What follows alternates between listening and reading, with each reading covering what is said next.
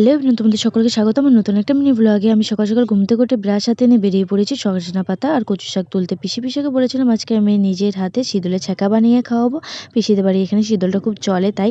আর এখানে আমি বাবাকে ডাকতে এসেছি, বাবা এখানে ধান বাচ্ছে। তারপর সবাই মিলে একসাথে বাড়ি গিয়ে খাওয়া দাওয়া করে রেডি হয়ে বেরিয়ে পড়ি কুচবিহারের উদ্দেশ্যে। তোমরা কম বেশি সকলেই জানো এখন কুচবিহারে রাসমেলা চলছে। সেই রাসমেলা দেখার জন্য আমরা চলেছি কুচবিহারে। আর এসেই আমরা মেলা ঢোকার আগে সবাই মিলে পেট পুজো করে নিই। এখানে আমরা chicken lollipop, chicken cutlet, chicken singara নিয়ে সবাই মিলে খেয়ে নিই। তারপরে আমরা রাসের জন্য মদনমোহন বাড়িতে ঘুরে তারপর মেলায় প্রবেশ করি। আমরা মেলায় ঢুকে আমরা এত বড় বিপদের মুখে পড়বো আমরা ভাবতে পারিনি। মেলায় ঘুরতে ঘুরতে আমাদের অনেকটা লেট হয়ে গেছিলো, প্রায় 10টা বাজে তখন বাড়ি যেতে। আর পিসি বাড়ির থেকে যেহেতু মেলাটা অনেকটা দূর না, 30-35 মিনিটের রাস্তা, আমরা ভেবেছিলাম রাত্রে গাড়ি পেয়ে যাবো ঠিকই, কিন্তু গাড়ি পাইনি বলে আমাদেরকে মেলাবাড়ির থেকে খাগড়াবাড়ি পর্যন্ত হেঁটে আসতে হয়। তারপরে যেখানে আমরা মেলায় যাওয়ার সময় 125 টাকাতে সবাই চলে গেছিলাম, সেখানে 350 টাকায় গাড়ি রিজার্ভ করে বাড়ি আসছে। তারপরে আমার মনে এত খুশি, বাড়ি গিয়ে ডাং খাবো।